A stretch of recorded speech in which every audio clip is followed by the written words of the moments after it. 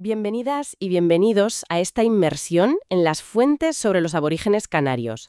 Tenemos aquí extractos de la Wikipedia que, nos dan una visión fascinante de los primeros pobladores de las Canarias. El objetivo es sacar lo esencial: quiénes eran, cómo vivían, qué dejaron, todo esto antes de la conquista europea, claro, en el siglo XV. Se oye mucho eso de guanches, ¿verdad?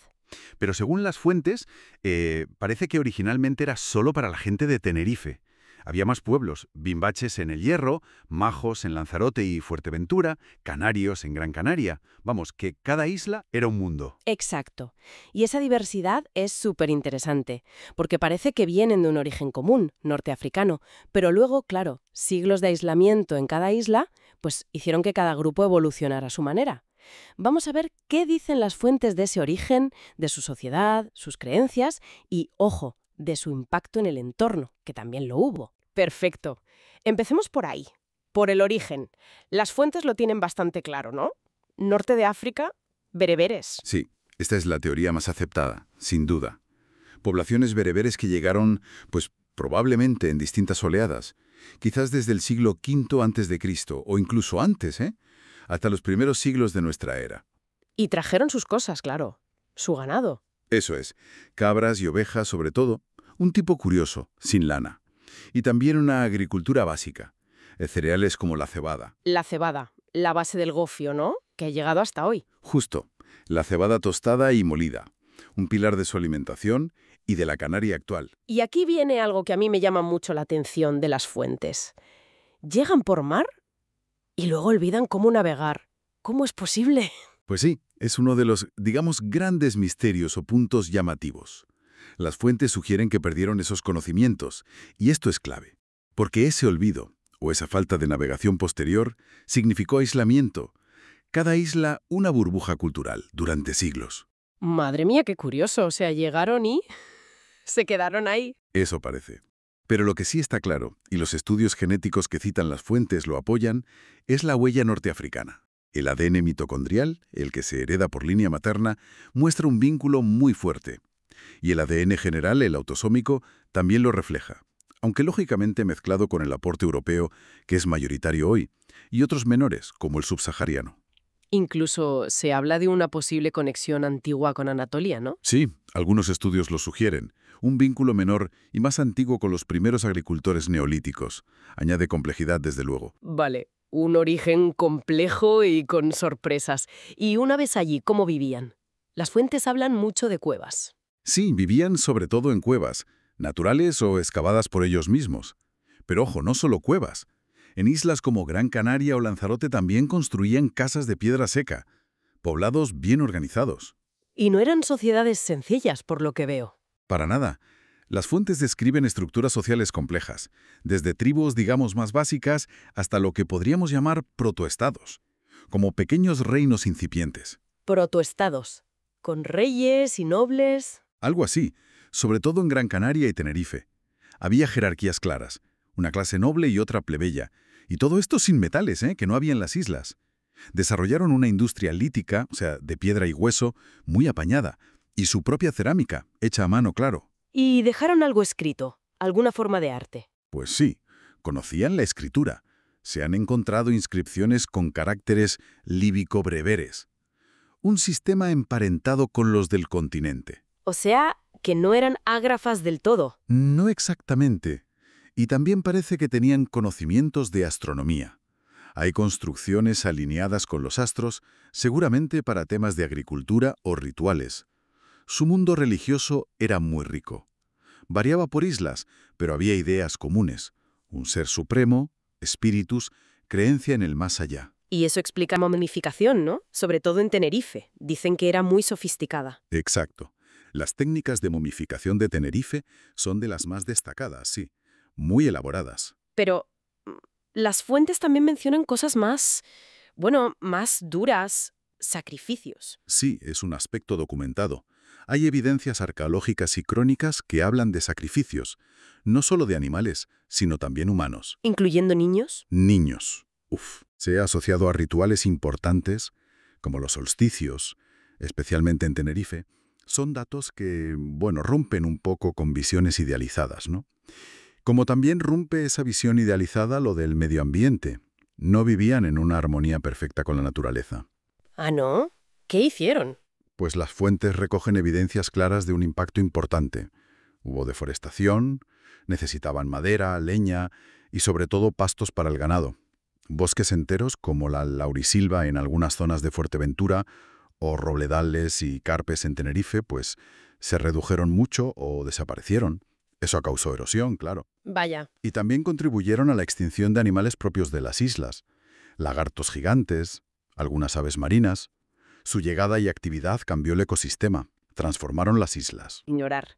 Todo esto antes de que llegaran los europeos. Justo, ese es el panorama que pintan las fuentes. Luego, claro, llegó la conquista castellana, entre 1402 y 1496 más o menos, y eso fue un choque tremendo. La guerra y sobre todo las enfermedades que trajeron los europeos, pues diezmaron a la población aborigen. Muchísimo. Pero no desaparecieron del todo, ¿verdad? No, no. Hubo un mestizaje muy intenso desde el principio. Y esa herencia aborigen, como decíamos antes con los estudios genéticos, sigue ahí. Es una parte significativa del ADN de la población canaria actual, mezclada con la europea mayoritaria y otros aportes. Una herencia que incluso viajó a América con la emigración canaria. Queda claro entonces que la historia de los aborígenes canarios es mucho más compleja y rica de lo que a veces se piensa. No eran simplemente habitantes de cuevas, eran pueblos con una historia muy profunda, sociedades organizadas y un legado que, como nos muestran las fuentes, sigue vivo en la genética y en parte de la cultura canaria. Exacto. Y todo esto nos deja con una reflexión final, quizá. Algo en lo que pensar. Si estas sociedades complejas y diversas no solo se adaptaron, sino que transformaron profundamente el paisaje de las islas, causando deforestación y extinciones antes de la llegada europea, ¿cómo nos obliga esto a repensar la historia ambiental del archipiélago? Y quizás también la propia narrativa sobre la identidad canaria hoy en día. Una pregunta para reflexionar.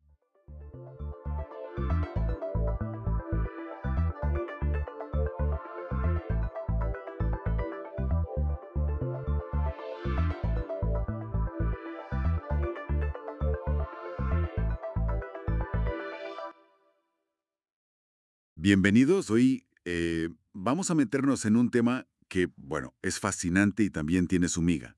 La modificación del clima. Eso de fabricar lluvia o parar tormentas. ¿Es real? Pues sí que lo es, o al menos se intenta. Tiene mucha historia detrás y bastante tecnología. Con la información que manejamos, que es bastante completa, podemos ver un poco todo, ¿no? Desde los inicios. Exacto. Hasta lo de ahora. ¿Por qué se hace? ¿Que si más agua? ¿Que si usos militares? Y bueno, ¿qué reglas hay? Vale, o sea, la idea es entender bien de qué va esto de tocar el tiempo. ¿Cómo se hace? ¿Y por qué genera tanto, digamos, debate? Y quizá lo más conocido para empezar es la siembra de nubes. ¿Vamos por ahí? Perfecto. Pero un momento, que esto de querer cambiar el tiempo no es de ahora, ¿eh? ¿Ah, no? ¿Qué va? Piensa en los rituales antiguos para que llueva en muchas culturas, o la oración istisca en el Islam. Mitos como Éolo y los vientos. Incluso se decía que después de grandes batallas, como las de Napoleón, llovía más. Curioso. Y ya más cerca sí que hay cosas concretas. El proyecto ese de Tailandia, ¿no? Del rey. Sí, el proyecto real de creación de lluvia desde el 69, o lo de China en los Juegos de Pekín 2008 para asegurar buen tiempo. Anda. Y los Emiratos Árabes, que llevan años. He leído algo de tormentas artificiales en 2010. Eso es, llevan desde los 2000 experimentando fuerte. Pero vamos a la siembra de nubes, que es lo más común. Venga. Pues básicamente es soltar partículas muy pequeñas, se usa mucho el yoduro de plata, que es como un tipo de sal, o sales normales como cloruro de potasio o sodio, en nubes que ya existen. ¿Vale? Y eso, o sea, ¿qué hace exactamente? Son como semillas de lluvia. Ajá, sí, Sí. actúan como un imán, digamos. El vapor de agua que hay en la nube, que son gotitas minúsculas, se pega a estas partículas. Ajá. Y al juntarse se hacen más grandes, lo suficiente para que pesen y caigan.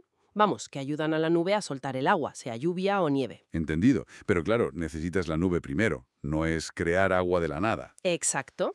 Y supongo que siempre queda la duda. ¿Iba a llover de todas formas o no? Ahí está el kit de la cuestión científica. Medir cuánto más llueve gracias a esto. Es complicado. Ya. Pero, a pesar de eso, se usa. Mucho. En sitios con sequía, las rocosas NNV, Sierra Nevada, desde los años 50. Y China, India, Rusia, los Emiratos buscan aumentar la lluvia un 15 o un 30%. ¿Y es seguro? ¿Soltar yoduro de plata por ahí no es malo? A ver, los estudios dicen que en las cantidades que se usan para las personas no es tóxico. Puede manchar la piel, eso sí. Vale, El problema puede venir después, si funciona muy bien y abajo no hay buenos desagües. claro, inundaciones. Justo. Pasó en Jeddah, en Arabia Saudí, en 2009. Después de sembrar nubes, hubo inundaciones graves. Faltaba infraestructura. Entendido. Eso para tener más agua. Pero, ¿y lo de parar el granizo o debilitar huracanes? Eso ya suena a otra liga, ¿no? Uf, eso es mucho más difícil. Y más especulativo, la verdad. Hubo proyectos como el Project Storm Fury de Estados Unidos hace décadas ya. Sí, del 62 al 83, creo. Eso, intentaron debilitar huracanes echando yoduro de plata en la pared del ojo. Pero bueno, los resultados no fueron concluyentes. No quedó claro si servía de algo. He leído ideas todavía más, bueno, llamativas. Jets enormes. Echar aceites o geles al mar. Cañones de sonido contra el granizo. Bombear agua fría. Láseres. Sí, la lista es larga. Muchas son ideas teóricas o que no se ha demostrado que funcionen. Lo de los cañones antigranizo, por ejemplo, no tiene base científica sólida. Reflejan esa ambición, ¿no?, de controlar lo incontrolable. Pero donde sí parece que funcionó, y fue muy polémico, fue la guerra. Vietnam. Efectivamente. La operación Popeye, Estados Unidos entre el 67 y el 72. Se dedicaron a sembrar nubes a lo bestia sobre la ruta Ho Chi Minh. Para alargar el monzón, ¿no? Y embarrarlo todo. Exacto. Para dificultar el paso de suministros al enemigo. Y tácticamente les funcionó. Se considera el primer uso militar efectivo de esto. Madre mía. Usar el clima como arma. Tuvo que levantar ampollas, ¿no? A nivel legal y ético. Totalmente. Fue una llamada de atención brutal. Demostró que se podía hacer. Y eso llevó directo a la Convención NMOD de la ONU en el 77. ¿Qué dice esa convención? Pues prohíbe usar estas técnicas con fines militares u hostiles si los efectos son muy amplios, duraderos o graves. También hay otros acuerdos, como uno entre Estados Unidos y Canadá, y registros obligatorios de estas actividades en Estados Unidos. Incluso leyes nuevas, como una en Tennessee de este año, 2024, que prohíbe soltar químicos para cambiar el clima. Y el que la promovió lo ligaba a lo de los chemtrails. Y eso nos lleva a otro punto importante, que este tema de modificar el clima sale mucho en teorías de la conspiración. Los chemtrails, sí. Las telas de los aviones. Eso, o cosas sobre instalaciones como HAARP, hay mucho ruido alrededor de estas tecnologías, hay que tenerlo en cuenta. Vale, pues haciendo un poco de resumen de todo esto. Pues mira, la modificación del clima tiene historia, ¿eh? Desde rituales antiguos hasta la siembra de nubes de hoy. Y otras ideas más futuristas. Se busca más agua, proteger de tormentas, incluso se usó en guerras. Hay leyes internacionales para frenar el uso hostil, pero bueno, sigue el debate científico sobre si funciona bien y, claro, las cuestiones éticas. O sea que no es ciencia ficción. No, para nada. Es una tecnología real que se está desarrollando y que tiene implicaciones, pues, muy serias. Y claro, te deja pensando, si tenemos esta capacidad, o estamos cerca, que puede ser buena para la sequía o los desastres, pero también tiene riesgos, efectos que no esperamos, malos usos, dilemas morales. ¿Hasta dónde es sensato que intentemos controlar el clima? ¿Hay líneas rojas que no deberíamos cruzar? Es algo para darle vueltas, ¿verdad?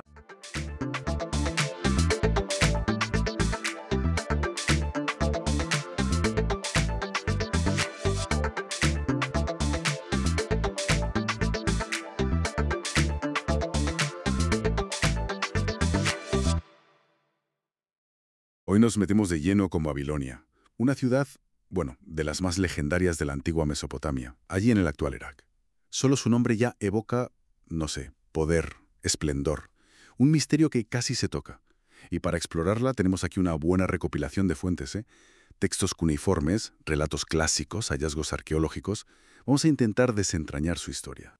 El objetivo es ver un poco los momentos clave, lo más fascinante de su larguísimo recorrido, desde que era, poca cosa hasta hoy, que es patrimonio de la humanidad. Y un dato para empezar, que a mí me parece impactante: Babilonia fue posiblemente la primera ciudad en pasar de los 200.000 habitantes y se cree que fue la más grande del mundo en dos momentos distintos. Imagínate eso en la antigüedad. Primero sobre el 1700 y pico antes de Cristo y luego otra vez, mucho después, del 600 y pico al 300 y pico antes de Cristo. 200.000. Vaya escala. Las primeras menciones seguras que tenemos son del Imperio Acadio, hacia el 2200 a.C., más o menos. Sí, por ahí, bajo Sharkali-Sharri, y entonces era, como decías, una ciudad pequeña. El nombre más famoso, Babilim, en acadio, significa Puerta de los Dioses. ¿A Puerta de los Dioses? Suena potente. Sí, aunque, ojo, hay un debate interesante sobre esto. Algunos piensan que esa traducción, Puerta de los Dioses, fue una reinterpretación que se hizo después en lengua semítica, quizá para darle sentido a un nombre original que no era semítico, a lo mejor Babillag o algo así, que no sabemos qué significaba. O sea, una etimología popular, digamos. Podría ser.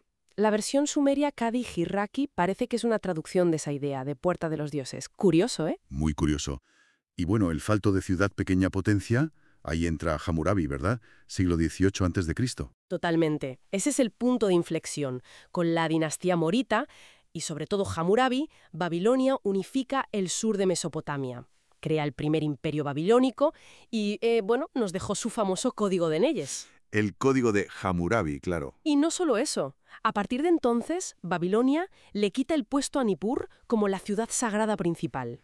Eso es un cambio tremendo, política y religiosamente. Entiendo.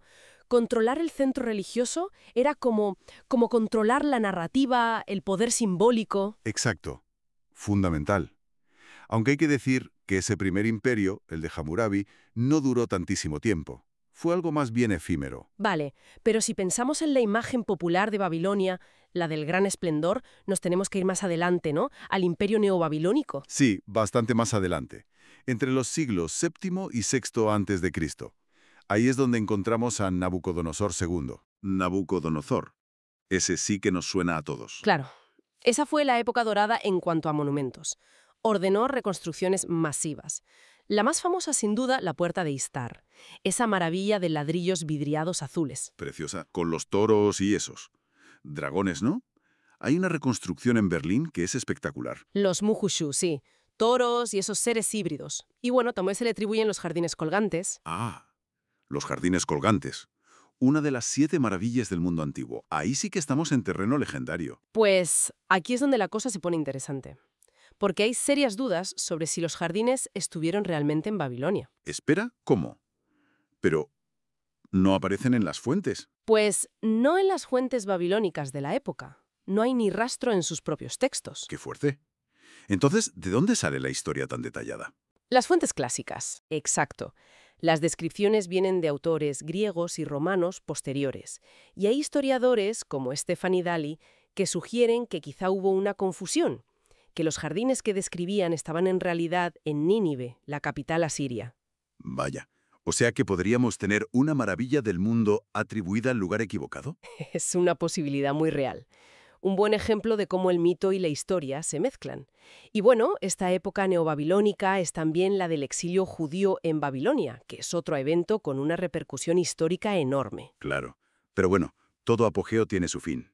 Y el del imperio neobabilónico llegó con los persas, ¿no? Ciro el Grande, 539 a.C. Así es.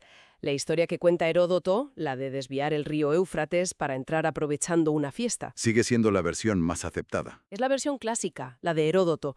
Los detalles exactos siempre son debatibles con fuentes antiguas, pero la conquista persa es un hecho histórico. Lo importante es que Ciro no arrasó la ciudad. Babilonia se convirtió en una capital de satrapía, una provincia importante dentro del imperio persa. ¿Y después de los persas? Alejandro Magno. Otro nombre enorme ligado a Babilonia. Correcto. La conquistó en el 331 a.C. Y fíjate qué curioso. Murió allí mismo, en el palacio de Nabucodonosor, unos años después, en el 323 a.C. ¿Murió en Babilonia? No lo recordaba. Sí. Y bajo los imperios que vinieron después, los seleucidas, los partos, la ciudad fue perdiendo poco a poco su peso político. Aunque mantuvo cierta importancia cultural y religiosa. Fue un centro clave para el judaísmo, por el desarrollo del Talmud babilónico, y también para algunas comunidades cristianas orientales. Pero físicamente la ciudad iba decayendo. Para cuando llegaron los musulmanes en el siglo VII ya la describen como una aldea pequeña. Sus ladrillos, literalmente, se usaron para construir otras ciudades. Bagdad, por ejemplo. Qué final tan gradual, ¿no? de centro del mundo a cantera, y luego siglos de olvido bajo tierra. Hasta el siglo XIX, sí, cuando los arqueólogos europeos empezaron a excavar. Rich, Coldaway. Coldaway fue el que encontró la puerta de Istar, ¿verdad? Exacto, a principios del siglo XX. Su trabajo fue fundamental para devolver a Babilonia, digamos, al mapa. Aunque su historia más reciente tampoco ha sido fácil, ha habido controversias. Sí, bueno. Estuvo la reconstrucción de Saddam Hussein en los 80, que fue muy polémica. Incluso mandó poner su nombre en ladrillos nuevos, imitando a Nabucodonosor. Parece que la tentación de asociarse a la gloria pasada es fuerte. Vaya. Y después, tras la invasión de 2003, el sitio sufrió daños considerables. Se instaló una base militar de la coalición justo encima de las ruinas, Campo Alfa, creo que la llamaron. ¡Qué barbaridad! Pero bueno, a pesar de todo, en 2019 consiguió ser declarada Patrimonio de la Humanidad por la UNESCO. ¿Cómo está ahora? Es un reconocimiento vital, claro. Pero los desafíos son enormes. La ciudad moderna crece muy cerca, hay un oleoducto que cruza parte del sitio, y la conservación necesita inversión constante. Aún así, recibe miles de visitantes, muchos iraquíes, que están reconectando con esa parte de su historia. Entendido. Entonces, si miramos la foto completa, Babilonia es como un ciclo entero, ¿no? De aldea a centro del mundo, luego a ruinas, saqueo y finalmente a símbolo cultural y sitio arqueológico. Protegido pero frágil. Exacto. Y eso nos lleva a una reflexión final, quizá. Babilonia como ciudad física, bueno, desapareció hace más de 1000 años, pero su nombre, su leyenda, eso no ha desaparecido nunca. Piensa en la Biblia, en la cultura rastafari, hasta en la ciencia ficción. Sigue ahí, en la imaginación colectiva. Entonces, ¿qué es lo que hace que una ciudad sea realmente inmortal? ¿Sus piedras? ¿Sus murallas? ¿O son más bien las historias, los mitos, los significados que proyectamos sobre sus ruinas, incluso milenios después?